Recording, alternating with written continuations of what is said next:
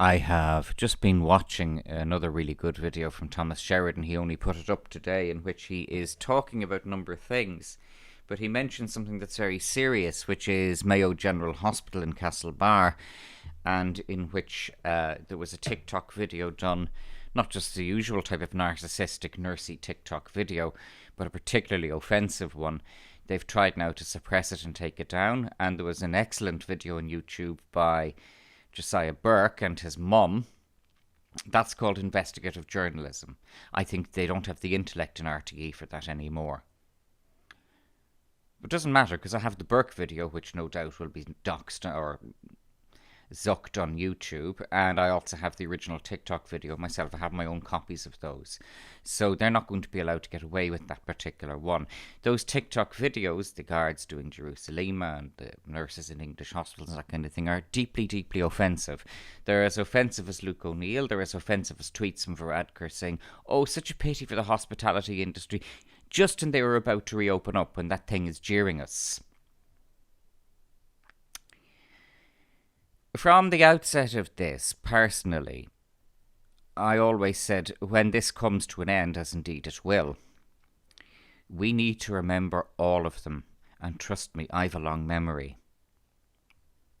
Including the person who called the guards on me for not wearing a mask in the supermarket. And then when the guards came down and they discovered that I had permission, they cautioned him for wasting their time. I won't forget that. Thomas draws a comparison with the collaborators in France during the Nazi occupation, or indeed, he has previously said, and I remind him of the Jewish ghetto in Warsaw and the people, the Jewish committee who said, well, if we all wear a yellow star, it'll be okay. They were the first against the wall. Because terrible damage has been done to this country. The longest lockdown ever. Then you see, there was actually, Thomas hasn't mentioned this, but I'll mention this.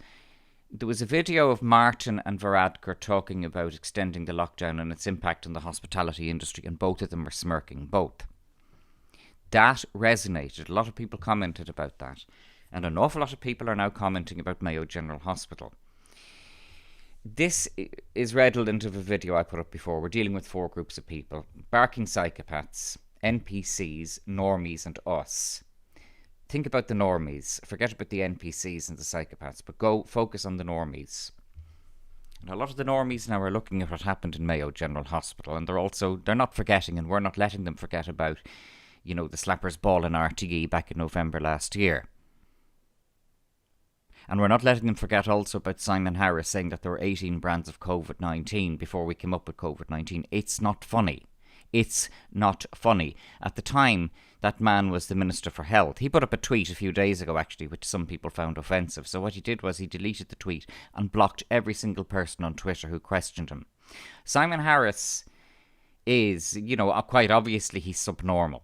Varadkar is subnormal as well, but in a somewhat different, sunny shoe salesman way. Simon Harris is just, as I said in a previous video, as Thomas talked about, the weak, spineless, cowardly, Irish, mediocre man.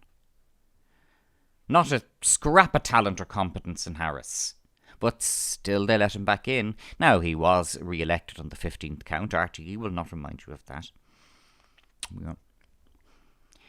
We all have our different priorities here, but my priority is the mainstream media, because it's the mainstream media who are in control of that hive mind across the country. They could have been so different if they had just been willing to ask some incisive questions. Harris apparently was on Claire Byrne today, and some other sycophant put up a post on Twitter saying, this is how to do communications the right way. And I mean, the abuse she got on Twitter after that, this is only in the past 2 hours, it was off the scale.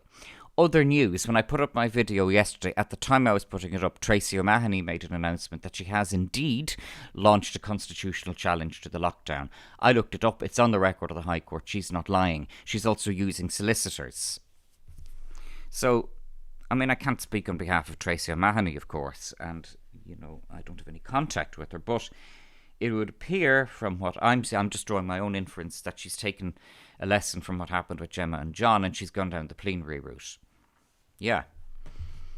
So that's going to be interesting. There's going to be lots and lots and lots and lots and lots of more litigation coming out of this. You just wait and see what's coming here. I mean, I've said myself that if I find myself in a position where I'm being prosecuted, or where I'm actually suffering some kind of palpable loss as a result of this, and, not being able to go to a hotel in Donegal with mum and dad is not a palpable loss. Sorry, I don't have a constitutional right to that much as one might want it. But if the final domino falls and I find myself in a position of being prosecuted for not wearing a mask, for example, then I'll have a cause of action, and I don't imagine I'll hesitate. But I'll go about it slightly differently from either Gemma and John or Tracy, insofar as I'll just go for an injunction to lift the lockdown, and also to lift all the COVID-19 restrictions, probably without prejudice of the constitutionality or what's happened in the previous year. So they're not getting away with it. What did we all say to you before? We said psychopaths are incompetent. If you're imagining that these cretins like Varadkar and Harris have some kind of Stephen Donnelly, have some kind of a grand plan here, they don't. They're just psychopaths. That's all. They're just incompetent. And so are RTE. And so is Micheál Martin, because, when RTE had the slappers ball, what Martin could have done was said, we're going to defund RTE now. And I want to see why those people aren't being sacked for that. Because they brought RTE into formal disrepute. Now that, as I've said in previous videos, formal disrepute is quite distinct from the issue of behaving in a way that you're going, oh, that's questionable. No, formal disrepute is that in the line of duty, in the line of your work, you have acted in a verifiable way that causes the reputation of your employer to be damaged. And they did that with the slappers ball. And RTE then aggravated it at a secondary level by not sacking them. So it's all adding up here, and people aren't forgetting. But we must look out for the collaborators because, we must forgive. We must forgive ourselves, yes, but we also must forgive those who wore masks and who played along with it, but who didn't try to persecute those of us who didn't. Indeed, I've spoken to staff in supermarkets and things, and they say, oh, we all talk about you. You're the guy who doesn't wear a mask. That wasn't said contemptuously. I met a woman today when I was buying food, and I said to her, I haven't picked up COVID-19, And she was one of the people who, before December, had complained about my breath. And she said, you haven't picked it up because nobody wants to come close enough to you. Well, I said, there you go. These things have their advantages. So, and she was still wearing her mask. She didn't come close enough, though, to be able to assess me at that particular moment in time. But, these things, we're in topsy-turvy times. Topsy-turvy times. I'm not embarrassed by it. It doesn't embarrass me. BO would embarrass me. BO is disgrace. BO is dreadful. But bad breath, lots of people have it. I have it, and I don't care. And there is this distinction between those ones who sullenly played along because they either didn't know how to stand up to the system, they didn't read the statutory instrument, they didn't read the exemptions, which are legal, and I haven't broken the law by not wearing a mask. I wouldn't break the law. They haven't read that, and they went along with the propaganda from RTE. RTE at no stage, and the Irish Times at no stage, made it clear to people that you could claim an exemption. That's a specific thing that I intend now not to let go.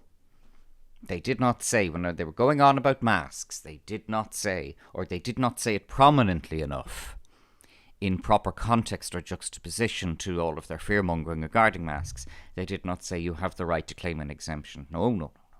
They probably had it in the small print equivalent. But they didn't say it in a way that people would understand this. So we are coming to an end to this, and it's exciting because what has happened, and Thomas says it, and we've all said it here, is that the psychopaths put all the eggs in one basket here. They put all of their chips on one number on the roulette wheel, and they're going to do anything they can to make sure that wheel lands in their number, and it's not going to. I was talking to somebody today on Facebook, and we were talking about the mainstream media and also about all of us out here in the alt scene. Hey, I'm just this guy with a computer talking into a microphone. I don't even do a video. People want me to do a video. They want me to videoise these things. And I will, but at the same time, it's a bloody hassle because, the camera, my webcam is a good one. It's a 4K webcam, but it doesn't really allow me to. It doesn't coordinate very nicely with the mic, so I would have to do it separately.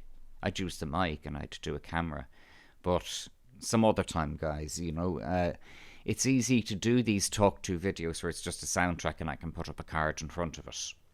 And I'm going to be doing lots of videos, guys. I'm not going to be it's not all just going to be soundtrack videos like this.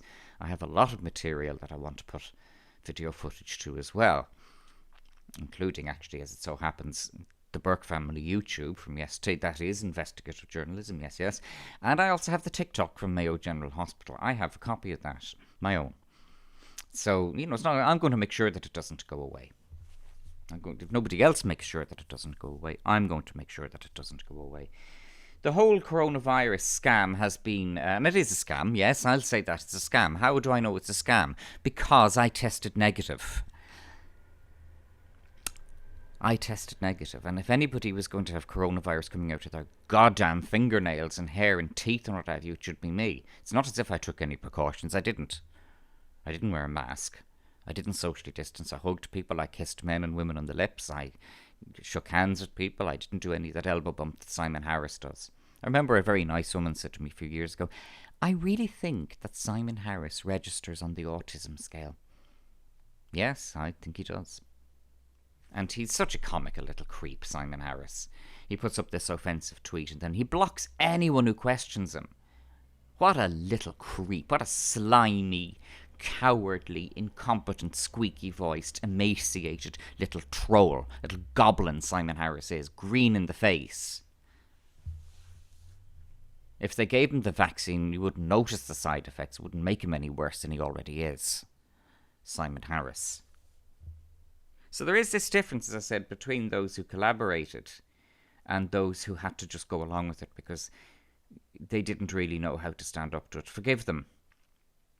Forgive the latter group, not the first group. We must remember them. Thomas says, there'll be the people who are never spoken to again. Yes, absolutely, and it's going to be very bleak for them ahead, because if you think that there's going to be a big boom in the economy now, I'm afraid there isn't. Here in Howth, I'm seeing 70 upscale houses that have been on the market for a year and a half, in some instances 3 years. Guys, that's not a property boom. Okay, the Irish Times will tell you that, so that Ray and Maura in Terranure. Ray and Maura are in their 70s, by the way. Their kids are Dermot and Karen. They're my age. Ray and Maura, that's a kind of a person in their 70s type of name. People aren't called Ray and Maura now, or even when I was born in 73. But Ray and Maura, if they imagine that house of theirs in Temple Oak or Terranure, wherever, that's a nest egg for them to sit on, well, it's going to be a bit bleaker than they imagine, because you will only sell your house at the next amount anyone is willing to pay for it. That's, whatever the Irish Times says about having a shanty on the terrace and on the decking behind the house. In Clontarf or Drumcondra, Malahide, wherever. Castle Troy, Montagnot. It's not going to happen. The money isn't there, it's gone. What happened over the past year was that whatever credit bounce was left in our economy, because our economy, even before 2020, was very, very heavily indebted. And it's middle-class debt, as well as so many other things. But whatever about before 2020, our economy is completely atomized now.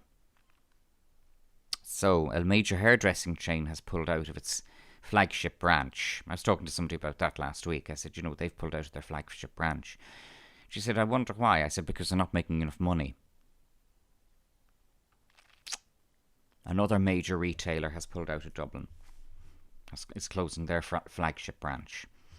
There was a video done by a guy in the Stephen's Green Centre during the, when the Nazis were goose-stepping up the top of the Fusiliers Arch in Dublin at Grafton Street. He went up to the Stephen's Green Centre. He sneaked into the Stephen's Green Centre and made a video. And it's an interesting video for a number of reasons. But what I noticed wasn't really mentioned by him was that the Stephen's Green Centre is a ghost town. That was one of Dublin's busiest shopping centres at the corner of Grafton Street, King Street and Stephen's Green. That's now a ghost town. Get ready for this, guys. Get ready for this. This is only the beginning of the biggest economic crash since 1720. And that was a biggie, I can tell you, 1720. That was big one. It's the economy, stupid. That's how Bill Clinton got elected in 1992. People liked Clinton. He had charisma. Okay, he was a rapist and all these kind of things, but they weren't watching. The woke mainstream media, they bought into Clinton when he played the saxophone in Arsenio Hall.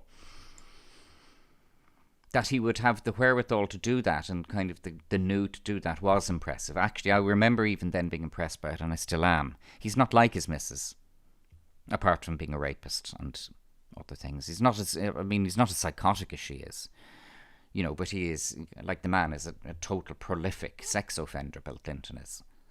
A prolific sex offender. But, he was able to ride on the wave of the mainstream media. We talk about the narcissism. Thomas is talking about the narcissism of nurses. Well, where do you want to see that most? It's Varadkar. Hey, I'm an eye doctor, so I'm going to put on a coat. And I'm an eye doctor. I'm going to put on a coat and I'm going to kick coronavirus. Useless. Oh, did you hear his speech? Well, you mean the speech in which he quoted from B-movies to make a mockery of people. I was moved to tears. Bawled my way through Leo's speech. Such leadership, empathy and strength. Listen, guys, Listen. We were the right ones. It's a very lonely place. I can tell you this personally. Being ahead of your time is a very, very lonely place. It's a very lonely place, being ahead of your time, but we were ahead of our time. Yes, it was a lonely place. The loneliness in particular was August of 2020 when the mask scam started. And I was being abused by people in the shops for not wearing masks. They've stopped that now because they know it's a scam. They know that they can't even sustain it themselves, even on their own terms. They can't even sustain it. So, good times ahead, and keep watching. But the problem for the mainstream media, of course, the trauma is still in today's Irish Times and RTE about the fact that the protest in Cork actually passed off peacefully. One particular headline in one particular paper put the word peaceful in inverted commas. These are scumbags, which there's no depth to which these scumbags will not sink. They put peaceful in inverted commas to imply that it wasn't really peaceful. Wasn't really peaceful. But the tears, the lib tears are squeezing out of the newspaper. And I mean, a certain journalist, as I said, she's now trying to hedge her bets. But, the die is cast, and you can't hunt with the hound and run with the hare.